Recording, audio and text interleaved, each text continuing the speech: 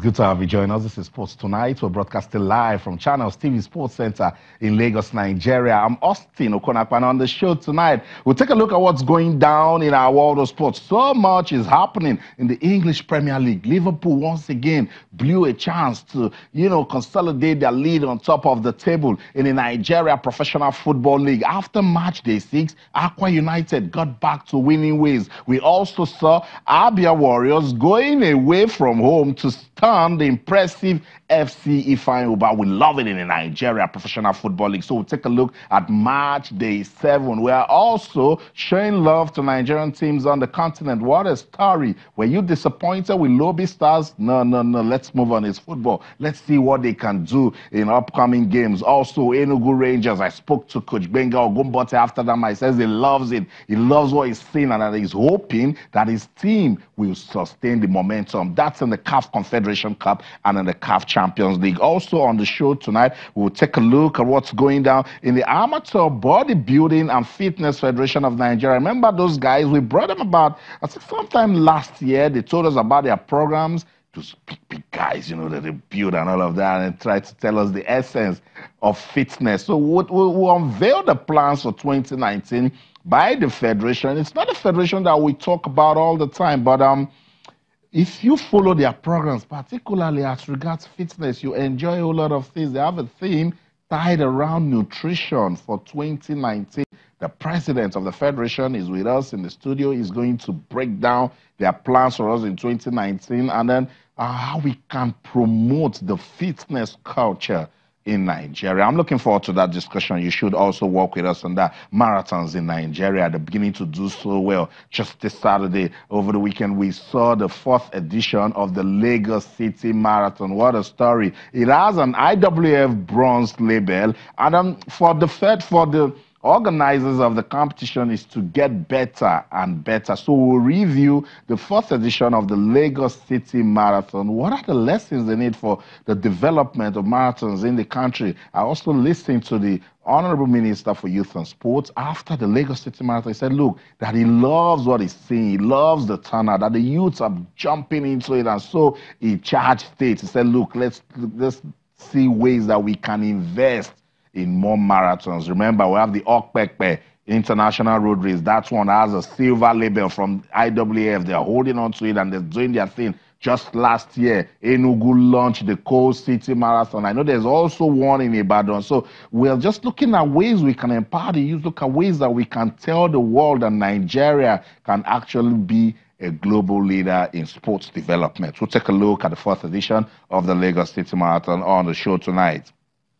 Also, we'll talk about what's going on right there at the Under-20 Africa Cup of Nations. Come on, guys. I love the discussion that I'm seeing on social media after watching the Flying Eagles play goalless against South Africa. Now, one thing about age-grade football is you need to look at it and see ways that you can consolidate, because it's all about development. So, as it is, the match between Niger and Burundi is going on. So, Niger wins that one properly. They go top of the table with 4 points. By the way, the Flying Eagles also have 4 points. South Africa, they have 2 points from 2 games. So it means Coach Paul Aigbogun's team will wait till their final game against the host country, Niger, to know if they will qualify for the World Cup, the Under-20 FIFA World Cup. But let's keep that conversation going as regards the World Cup, because I want you to tell us ways that that team can get better. Some persons are already saying, no, this team is not it. This team is poor. I'll say, no, these are young lads, and there's still a lot to learn by competing in more competitions. Jose Mourinho is on the news. What's going on with Jose, the former Manchester United manager? He accepted a 1-year prison sentence for tax fraud. But he says, no, I'm not going to jail. So he accepted to pay a fine in exchange for the sentence. So Jose is doing just fine with that one. So that's it, Sports Tonight on your award-winning, sports-loving Channels Television. Let me also let you know that Jubilant fans, they are celebrating with the Patriots, yes, after they won the Super Bowl. The New England Patriots are back home, and I tell you, it's a party. They are celebrating after that dominant win over the Los Angeles Rams. That's in the NFL. Let's get on with the show now and bring you into the discussion. I keep telling you, it's the ever busy. Morning spinning, action-packed auto sports. So much is going down in our world. Talk to us on Twitter, channels_sports, Facebook, channels-sports. You can send us an email, sportstonight@channelstv.com. All our top stories can be viewed on our website, channelstv.com, and on YouTube/channelsweb. If you log on to m.channelstv.com, you should be able to download the Channels TV app for any of those stuff that you see right there on your screen, those devices, your iPad, your iPhone, your BlackBerry, your iOS, your Windows phones, and your Android phones can also do the magic.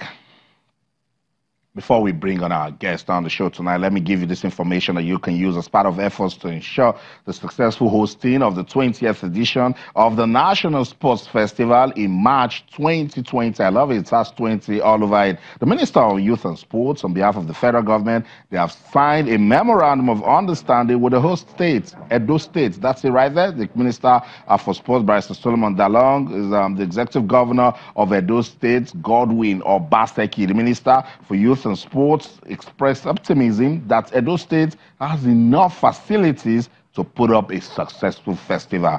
The Governor, Godwin Obaseki, also pledged to host a successful event with the state-of-the-art facilities. So we were there right there in Abuja when they were announced as the winner of the bid for the championship in 2020. Now we have seen them signing the MoU with the Ministry for Youth and Sports.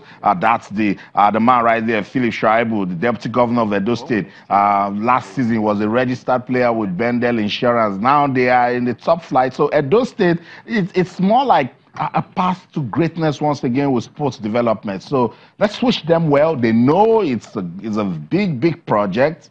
We want to see beautiful facilities for our athletes. 2020 is not far away, so Edo State needs to get to work now so that they can give us, fulfill the promise of giving us a beautiful festival to remember. So, Excellency, congratulations. So that's it. Congratulations once again to Edo State. Let's go on this quick timeout. When we come back, we'll meet the officials from the Amateur Bodybuilding and Fitness Federation of Nigeria. Don't go anywhere, we'll be right back.